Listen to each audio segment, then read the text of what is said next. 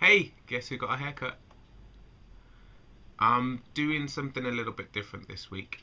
I know that I didn't post my video on Sunday because I'm actually going to post this as a video response to the current episode of Tube Trials.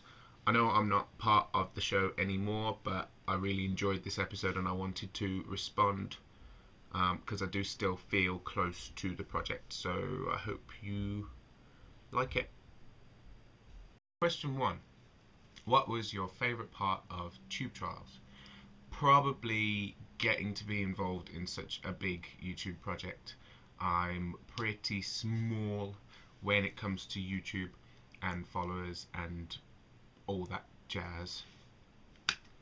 So it was good to get involved with some big name YouTubers and really kind of be more visible on the YouTube scene.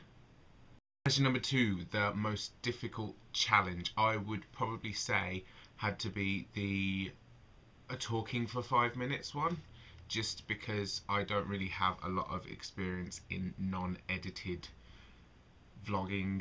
I tend to use quite a lot of jump cuts in my videos just because I can't think and hold on to a train of thought for a very long period of time, like this. 3, my favourite challenger, I would say probably Hollis Hillis. Holly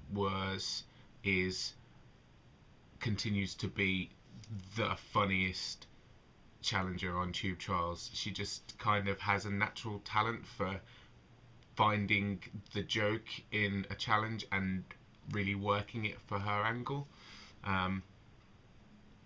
The reenactment of a childhood photo was priceless, absolutely priceless.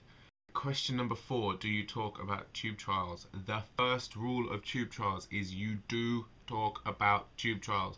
I would tweet the link, even now that I've been eliminated, I tweet the link every time there's a new episode out.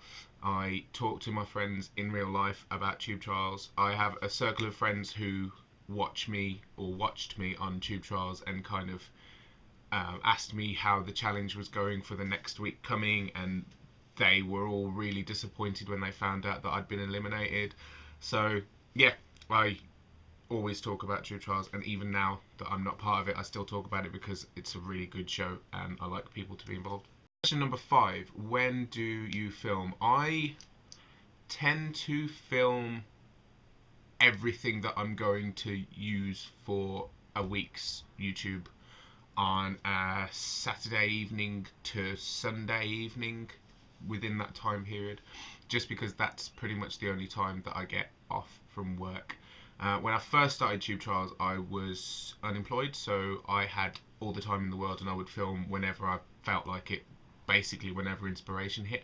But now I kind of have to fit any YouTube filming activities into free time that I have in my week.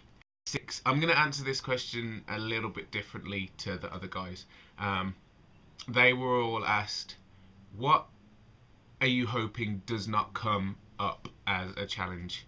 I'm going to answer it the other way around. What am I hoping does come up as a challenge, because it would be really interesting to watch as an outsider now. I think public vlogging as a challenge would be really difficult for most people, just for the pure embarrassment factor, so that would be really fun to watch and see how the guys deal with that challenge, that situation.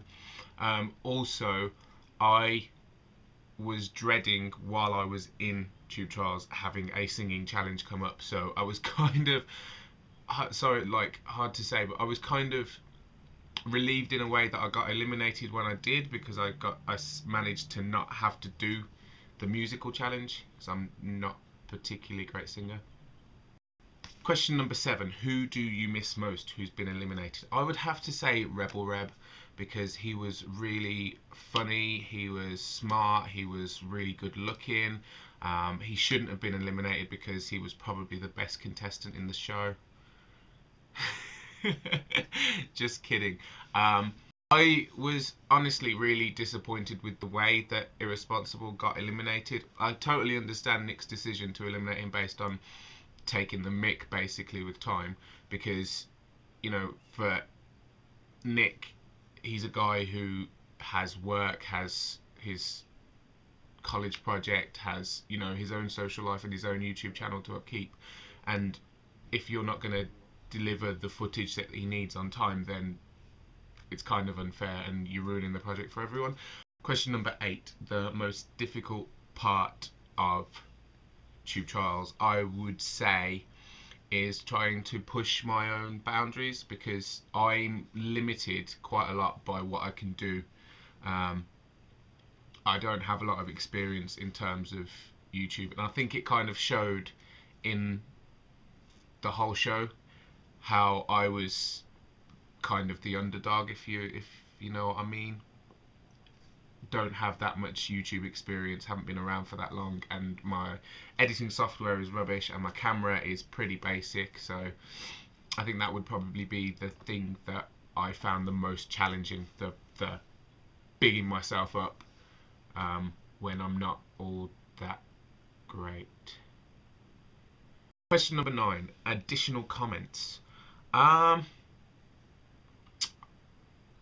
think that Tube Trials is an amazing project, and I think that this should be the first of many seasons of Tube Trials. If the audience have anything to say about it, I think we should make sure that Nick does another season of Tube Trials, because it was really fun to be part of from my point of view, and also watching it now as an outsider, it's really fun to watch still, even when I'm not part of it. So good concept, really good idea, and we need to make sure that Nick keeps up the hard work.